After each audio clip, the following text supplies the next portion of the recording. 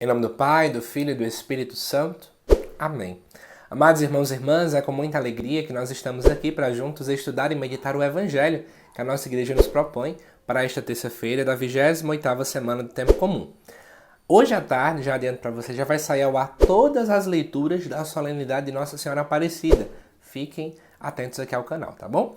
Mas vamos lá para a leitura do Evangelho, lá em Lucas capítulo 11, versículo de 37 a 41, que diz assim: Naquele tempo, enquanto Jesus falava, um fariseu convidou-o para jantar com ele.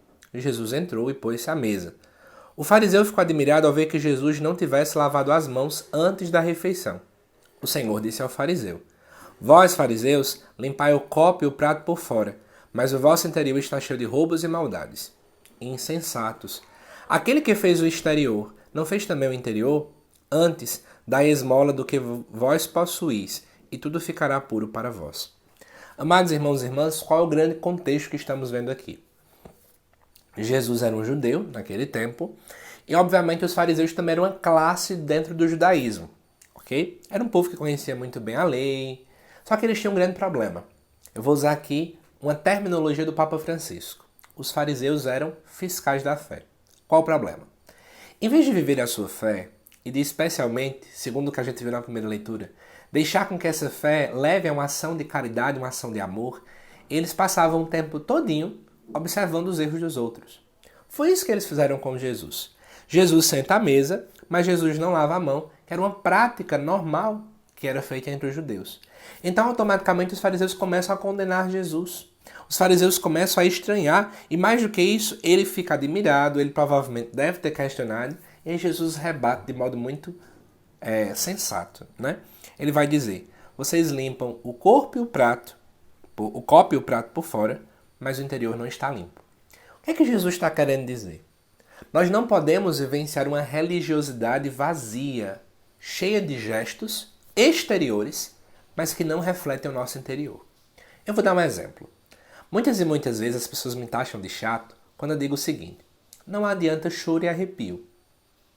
Mas é verdade, por quê? Choro e arrepio não está mostrando que é sinal de conversão.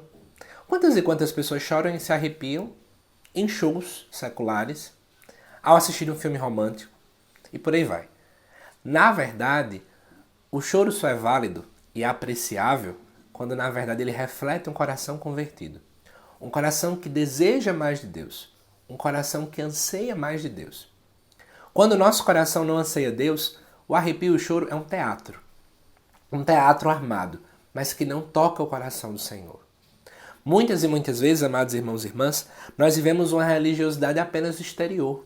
Fazemos careta, fazemos uma cara de piedade, enquanto o nosso coração está ali falando mal, pensando mal de alguém, arquitetando um plano para acabar com a vida de alguém. Por isso que o próprio Jesus chama eles de insensatos. Por quê?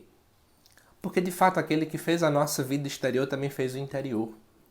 Uma coisa não está desligada, desconectada da outra. É isso que Jesus está colocando. E aí por isso que Jesus vai falar sobre a esmola, né? Ou seja, da esmola daquilo que vocês possuem, e tudo vai ficar puro para vós. Para dizer o quê? Vocês vivem muito cheios de soberba, cheios de orgulho, então faça um gesto caritativo. Faça uma ação caritativa para com o outro. E aqui Jesus sugere a esmola. Isso porque muitas e muitas vezes os fariseus, que eram adeptos de uma teologia que nós chamamos de teologia da retribuição, enxergavam que aqueles que eram pobres eram amaldiçoados. Então, dê um pouco do que você tem àquele que você acha que não tem nada, que é amaldiçoado, que nem a bênção de Deus tem. E ao dar, você vai entender que você vai ficar realmente puro. Em outras palavras, ame aqueles que você enxerga que não tem nada para te oferecer de volta. Ame até aqueles que você classifica como não amados por Deus. Isso está dizendo para nós hoje. Ame aqueles que são seus inimigos. Ame aqueles que não podem te amar de volta. Ou aqueles que não te amam de volta. Ame. E assim você vai ver que vai purificar o seu coração. Porque na verdade o que nos purifica é só uma coisa: o amor. Que Deus te abençoe, amado irmão, amada irmã. E até os próximos vídeos aqui do canal.